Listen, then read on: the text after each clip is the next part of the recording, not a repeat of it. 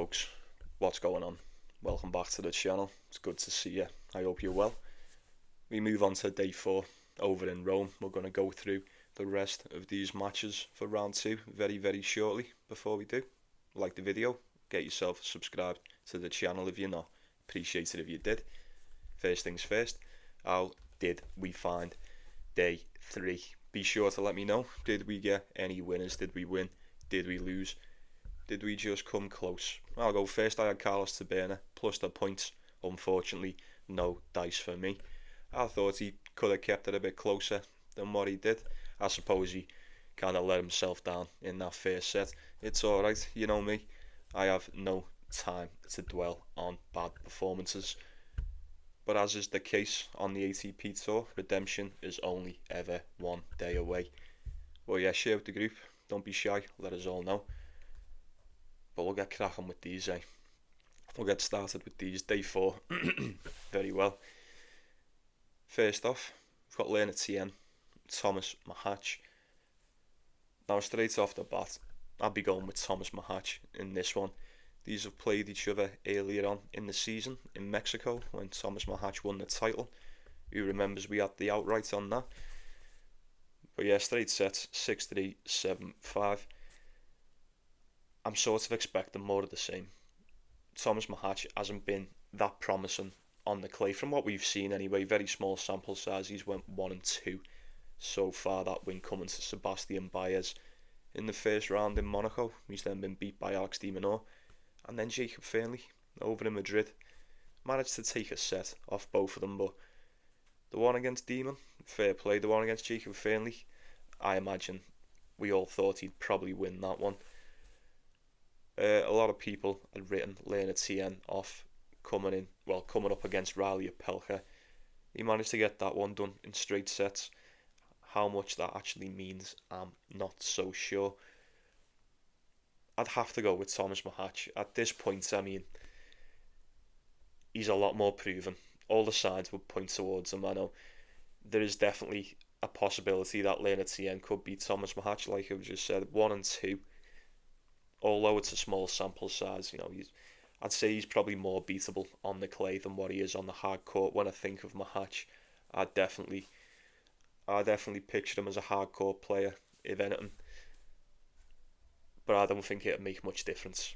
I don't. Lehecka's not much of a clay court player on the tour anyway.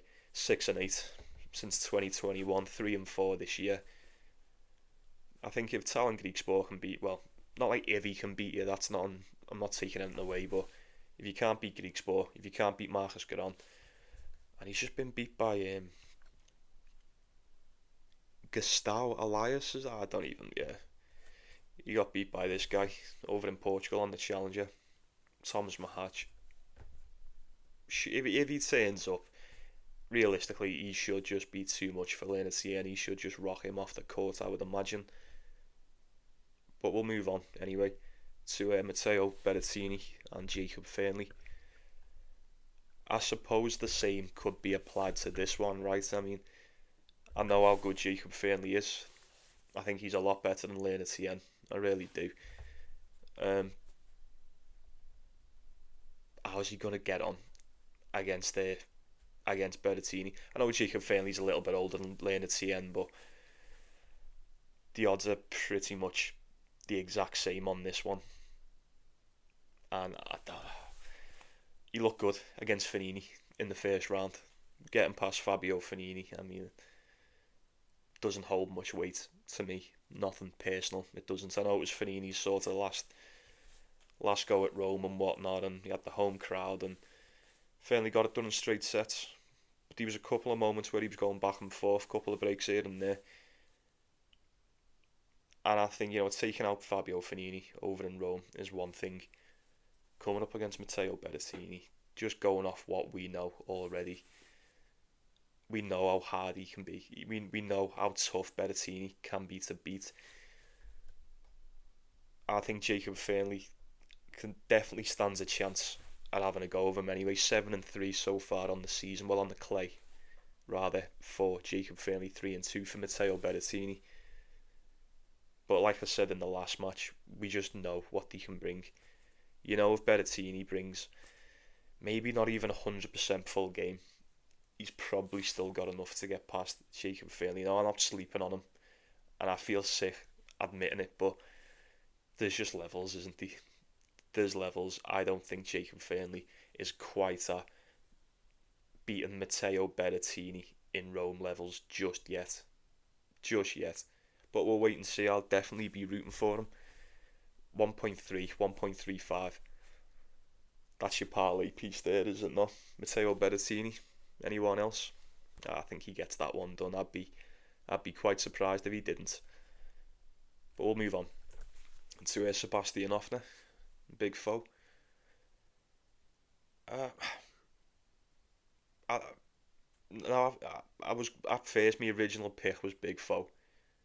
I looked at it and I went, oh yeah, probably Francis Tiafoe, right? 1.6 as a favourite. It's not too bad. They played each other 2 years ago. US Open, obviously Francis Tiafoe won that one. Straight set, 6-3, 6-1, 6-4 over on the hard court a few years ago. It's probably quite irrelevant in this spot, to say the least. Sebastian Ofner, 3-game winning streak. Coming through qualifying, didn't drop a set. And then, did he play card by a Spainer? He ended up pulling out. Took the first set, 6-3, and then he retired in the second. Good stuff. Good stuff. Seen more from Sebastian Ofner the past few weeks, or the past month or so, than what I have since God knows when. I don't know. He's playing good, playing solid. We all know what he can bring. It's been quite some time since I've seen him compete at this level. How is he going to get on against big foe?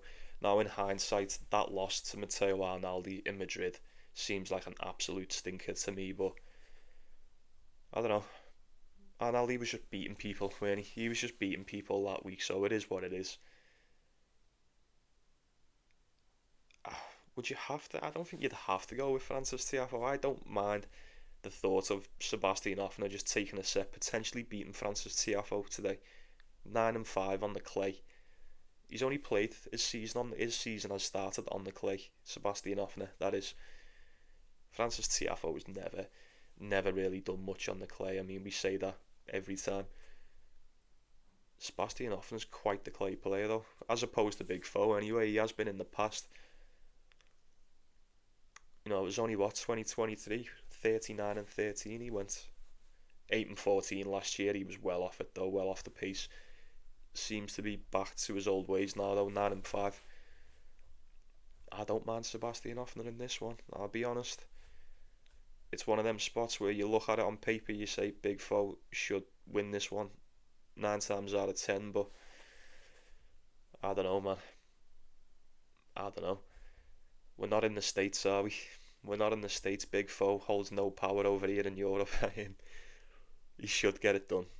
I'm not picking it with much conviction. Like I said, I'd keep an eye on that one. Nah, fuck it. I'll just go with Sebastian Ofner. I'm not taking it. But I would much rather just gamble on the unknown with Sebastian Ofner in that one, folks. You let me know what you think. Moving on to Fabian Marozsan, Andrei Rublev. I'm not even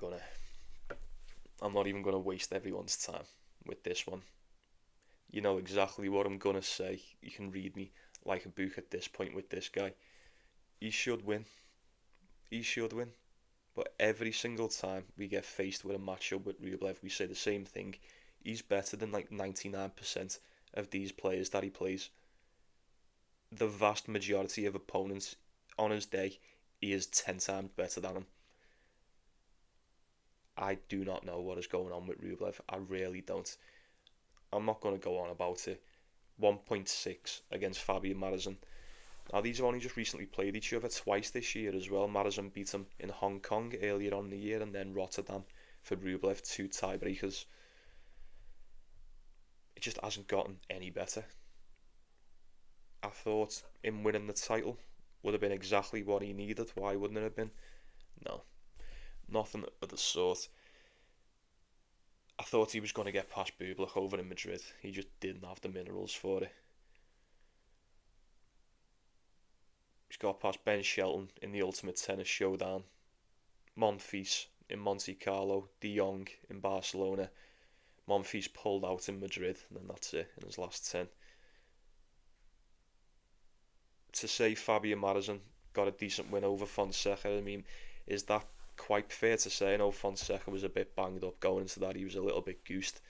6-3 and then a tiebreaker against, an injured teenager, maybe. I don't know. Like, I can't even just pick Fabio Marozsan for the sake of it as a Rublev fade, because Rublev is so much better than Fabio Marozsan. He just is. On the clay, I don't know. I think Fabio Marozsan's on paper, he's had better seasons on the clay, but we know what we're dealing with here. Can't go near it. Do not get sucked into the trap. It is not worth it, folks. 1.6 is very, very tempting, I will admit, but we're familiar with this beast, aren't we? We know exactly what we're dealing with. Can't go there. Can't go there. I hope Rublev wins. I'd love him to win. It's exactly what he needs, but it's up to him. It's up to him. As soon as you place a dime on this guy, it's in God's hands. You do not know what's going to happen. He's quite impossible in the current state he's in. So, with that being said, that's a big no for me. I'm out. I imagine most people would just be siding with Fabio Marozsan on that one, and I could not blame them. I couldn't blame you whatsoever. But moving on to Tommy Paul and Roberto Bautista Agut. This is it, innit? Surely this is the one. Surely he is not going to get past Tommy Paul. In hindsight, I'm like, you know what, Matteo Arnaldi, it is what it is. I said to someone in the comments, but I'll just tell you now, I haven't took Matteo Arnaldi on a bet since he got beat by Summit Nagal around this time last season. I swore never again. And I completely forgot about it until I seen something and I was like, oh my fucking god, yeah. It makes so much sense. Makes so much sense. Fair play to Bautista Agut. Like, I don't want to take anything away from it. He played really good too. I think Arnaldi played shit, but Bautista Agut, I think he came out a lot better than what Arnaldi thought he would have done. And a straight set win for him as well. That's exactly what you need. Tommy Paul, though, I mean, he should. He really should. I thought Matteo Arnaldi should be beating Bautista Agut, but then fuck me. If I thought he should, Tommy Paul should definitely be getting past them. Head to head is 3 apiece in this one. Haven't played each other since last year in Wimbledon. Tommy Paul's won the last 3 games, dating back to 2022. Bautista Agut won the first 2 games on the clay, and then they've never played on it since 2021. I just think Tommy Paul's better, younger, harder, better, faster, stronger, all that shit, you know. I don't want to sound like a hater, but I can't see Bautista Agut just fluking a win here. I can't. And what are the odds he's going to maintain that level from the first round and carry it on into this? And even if he does maintain said form from the first round, is it going to be enough to get past Tommy Paul? This dude's very resilient, man. Very, very resilient on his day. He can be very, very tough to beat. Now, I'm not expecting Tommy Paul to go super deep in this tournament. But if you were asking me, I'd tell you that I would expect Tommy Paul to at least get past Bautista Agut. What's the price? 1.2, well, call it 1.3, roundabout. 4-2 on the clay for Tommy Paul, 4-4 for Bautista Agut. He's went 5-11 this year, and 4 of the 5 wins have been on the clay. So that is food for thought. Obviously, Tommy Paul 17-7. There's no doubt in my mind who is the better player currently. Simple. It should just be Tommy Paul, and don't even think about it. But if I was to take Tommy Paul, and for some way Bautista Agut was to pull off this upset, and it would most definitely be an upset as well, I think I'd feel 10 times worse just after having have went through it with the Matteo Arnaldi pick. So I don't know. Quite hesitant. quite hesitant to pull the trigger on Tommy Paul, especially as a parlay piece. 1.3 is very tempting if you need a little something just to get you where you want to be on the money. I suppose Tommy Paul, he well could be the guy to get you there. I don't know. You let me know. You tell me. We'll move on to Pedro Martinez and Hurkacz.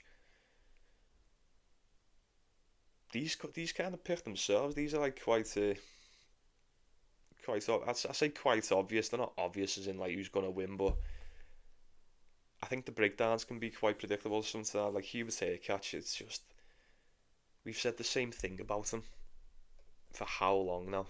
How long have I been saying about Hurkacz? He's just not doing it. He's just not doing it. It's quite a shame as well because on his day when he's fully fit, he is an absolute nightmare. A nightmare to go against. You could never break him. Hurkacz, he used to be somewhat unbreakable. Now he's looking more one-dimensional than ever. Okay, he's coming up against Pedro Martinez. He's not exactly the most active opponent across you from the net, but on the clay, we know what this guy is. Hurkacz beat him last year on the clay straight sets, 6-3, 6-4. He's beat him both times. He's played him 4 times and he's beat him twice on the clay, twice on the hard court. That's the Hubie we know. That is the Hubie that we know. But is that Hubie going to turn up today, or is Pedro Martinez just going to grind this out and make him work for it? Usually there's enough 3 points behind the serve of Hurkacz, but as we've seen as of late, it just doesn't seem to be firing for him. And I don't know, I could be wrong, but I feel like you take away that first serve of Hurkacz, you are more than neutralising the main weapon there, aren't you? More than neutralising it. You'll have to wait and see. 1.6, that's it. Yeah. That's tempting. That is very tempting as well. I think Pedro Martinez has won 1 set out of the 4 matches. So maybe Hubie's got his number. I don't know. He does seem to be, I'm not going to say a shell of himself. Maybe that's a bit harsh, a bit unfair, but the Hubie that I know, it doesn't appear that the Hubie I know turns up or has turned up at all this season. What's his record? Where are we? 7-8. Now you might be looking at that going, it's not bad, it is what it is. But you'll agree, by Hurkacz's standards, I feel like he'd be the first to admit that's well below par. Well below par for someone of this quality. But there's no signs of him turning it around. This is the thing, there's been hardly any signs. I wouldn't be touching it, because I'm not so sure Pedro Martinez has got what it takes to get past Hurkacz either, but we'll just see. We'll see how he turns up. He might be okay. He might be fit. He might be just good to go again. I don't know. I'd say there's easier ones to predict than that. So we'll crack on to Taylor Fritz and Marcus Giron. Should be dead easy. Big favourite is Taylor Fritz. Head to head, 7-1. 7-1 to Taylor Fritz. What more needs to be said about this? Last time out, we did see him get beat by Casper Ruud in Madrid, but as we all know, he went on to win that title, so there's no shame in that. Marcus Giron got it done against Gabe Diallo. We kind of knew that had happened. I don't think he beats Taylor Fritz. Fritz is just better. There's levels, and not only is the levels, I think Taylor Fritz is quite a few levels above Marcus Giron. I really do. I don't think it really matters where they play, how they play, what the weather, where it is, the conditions. It's just, I think games like this are set in stone, especially at this point in both of their careers. It will have to be Taylor Fritz. 1.2, you can get him just at 1.2. Now that's extremely steep, I know, but parlay piece, whatever. I know some of you just like to go for loads, don't you? Stick that on it. It is what it is. I think that's very, very safe. You've got Alexander Bublik and Casper Ruud. Same stands for this. The odds are identical. 1.17 to 1.2 for Casper Ruud. Head to head is 6-1 as opposed to 7-1 in the last match. Casper Ruud has won the last 1, 3 matches dating back to 2022. They have not played each other for the last 2 years. What more needs to be said? I'm not going to say, how good Casper Ruud is on the clay. The somewhat of a resurgence Bublik had over in Madrid, and he got the win against Fearnley. We knew he would. It's good shit there. Casper Ruud's coming off that title in Madrid. What are the odds that he just doesn't really put in the effort in this one? I say he doesn't put in the effort. I'm not accusing him of fucking flapping the game or nothing, but how much can we expect? I suppose that's what I was trying to say. How much do we expect from Casper Ruud in this spot against Bublik? Especially if Alexander Bublik starts grinding him out and making him work for it. I can't see him going to extreme lengths to try and get this one done, especially coming off what he's just achieved last week. That's just my opinion. I think Casper Ruud at 1.17, that's just... yeah. They're silly odds, aren't they? They're fucking crazy odds, but I kind of get it.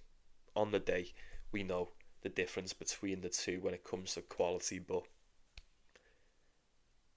there's so many variables in tennis, isn't there? And I feel like going deep in a tournament or even just winning one, that is usually a prime time spot for you to play so good one week and then look the exact opposite a few days later. It always happens, and it happens to the best of them, so I wouldn't be going anywhere near that. I would imagine you get a really big spread for Alexander Bublik, but I don't know.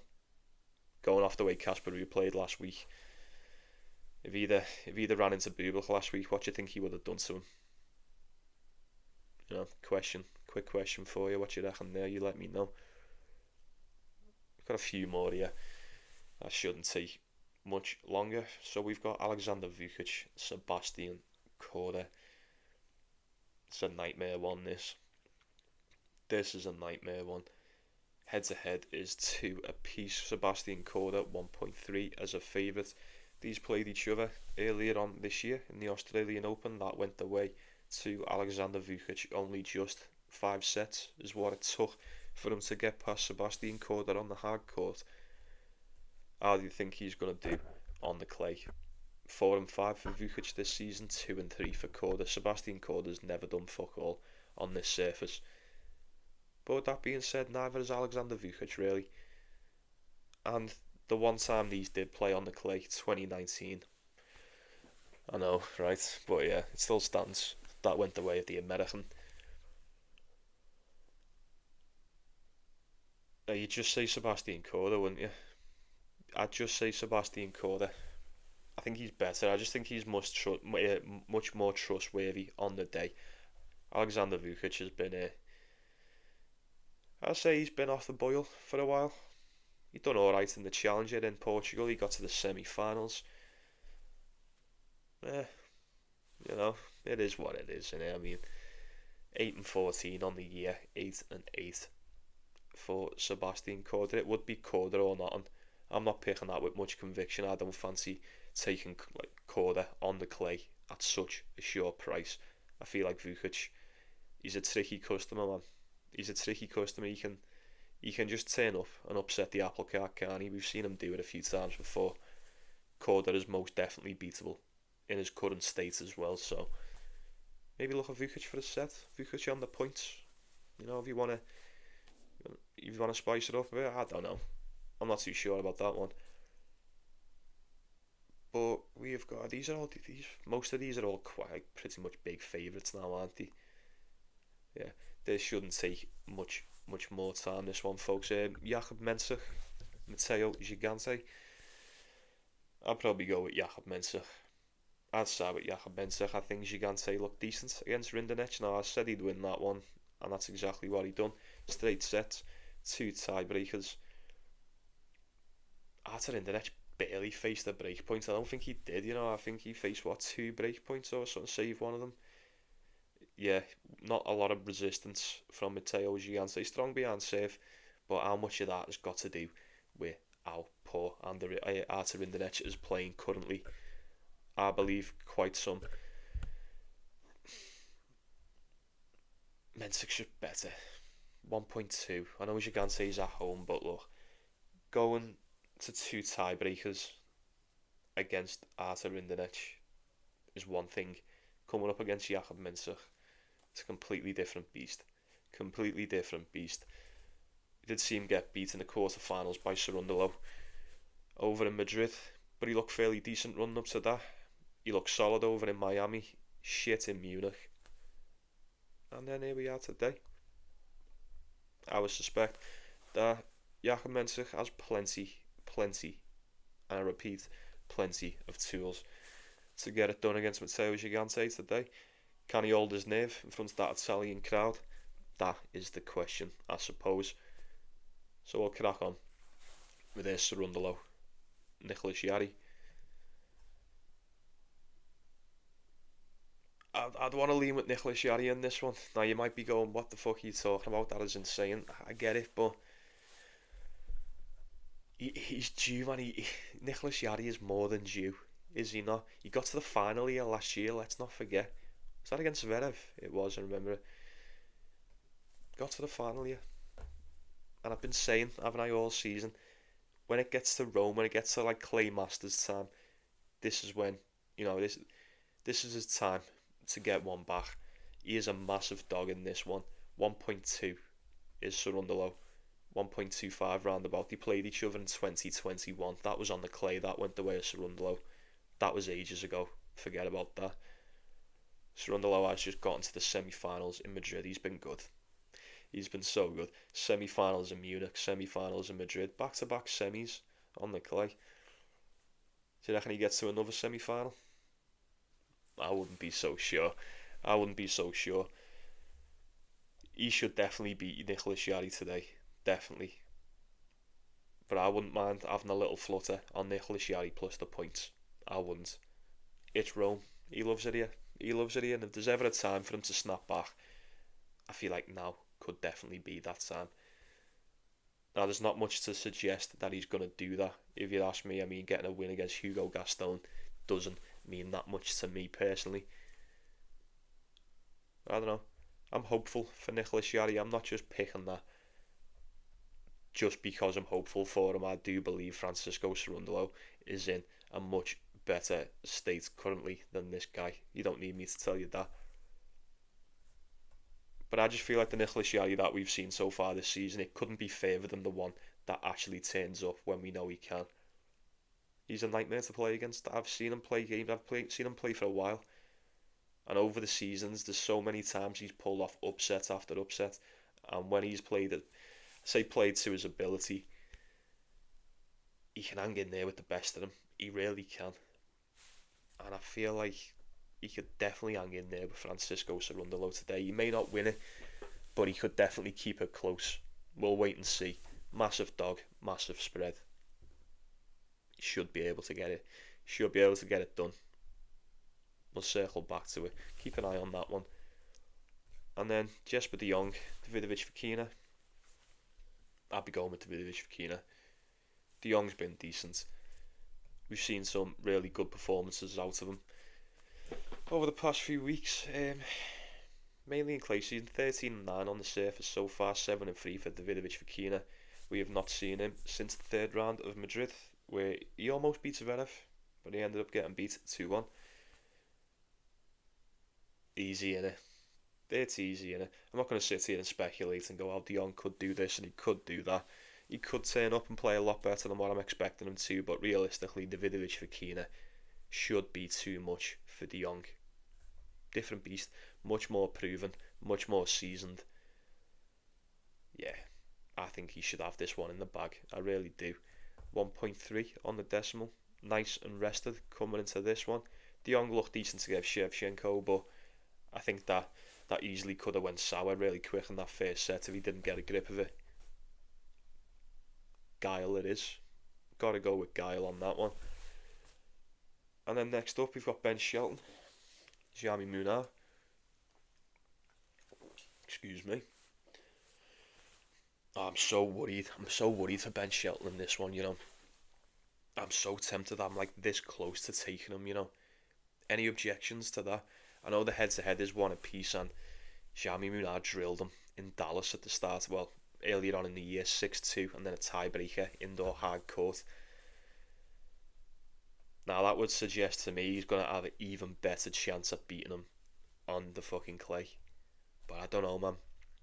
I think it took Ben Shelton a little bit to ease himself into the season. Looked good, man. He looked good in Munich until he bumped into Zverev. It's never easy with this guy.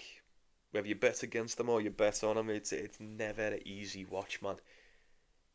He always looks like he's done, and then he'll wait for the very last game to break back and then win a tiebreaker, and then yeah, heart disease, visual heart disease is what that is, watching these games. But I do like him. I'm aware of the player that exists within Ben Shelton, and I do like him. I like his game. I can't lie. He has most definitely grown on me over the seasons. I know he's a better player than Jamie Munar, but Munar loves the clay. He loves the clay. I'm putting it plainly, if you can beat him in Dallas, in the States, 6-2 and a tiebreaker, you pretty much should be getting this one done on the clay. That's what makes me rather concerned for Ben Shelton, because I want to take him, and I think he's better. I know he's better. But if he turns up and he struggles, you could easily see Munar just getting this one done in straight sets, and everyone goes, "Oh fucking hell!" Kind of seeing that one coming. I would like to believe Ben Shelton can play good enough to get just the one set. Whether these conditions will suit him, I'm not so sure about that. You tell me. But I'd love to take Ben Shelton one way or another. I don't know if I'm brave enough. So we'll crack on. These last three will be really quick. We've got... Oh, he's back. He's fucking back, innit? We've got Felix Auger-Aliassime, Thiago Seyboth. What's the price? Don't say it. Yeah, it's not. Okay, it's not. That changes things. 1.6. Call it 1.6 for Felix here. Seyboth, slight dog, 2.2, 2.3. Who's been better the past few weeks? Seyboth. He just has. He looked decent against Nuno Boys. That was a good win. Beat De Jong in qualifying as well. Nuno Boys first round. Aliassime's on a 1, 2, 3, 4, 5 game losing streak. Yeah. What is going on? 0-4 on the clay. Zero confidence at the moment. Zero confidence. Now he's more than capable of beating an opponent like Thiago Seyboth. We all know that. But in his current state, I mean, is Felix capable of fucking beating anyone? Musetti, Daniel Altmaier, Navone, Cerundolo, and Pellegrino on the Challenger Tour. Oh my god. Felix is having to play Challenger Tour games. I'm only joking. Yeah. I just don't trust this guy. Even at that price, it's a lot better than what we usually get for him. But and you know what? In his defence, he tends to operate rather well. He functions quite well at this price. At round about this much of a favourite. Like I said, I know he's better than him. I know he's got it in the bag. Seyboth ranked at 120 in the world.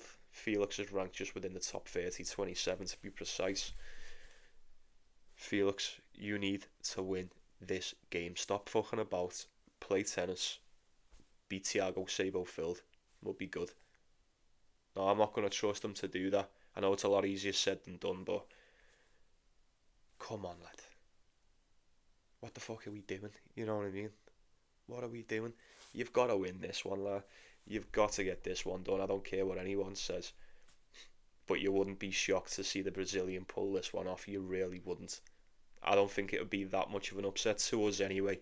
It wouldn't be an upset at all. So I'll wrap this shit up with these two. Massive, massive favourites, and rightly so. First one.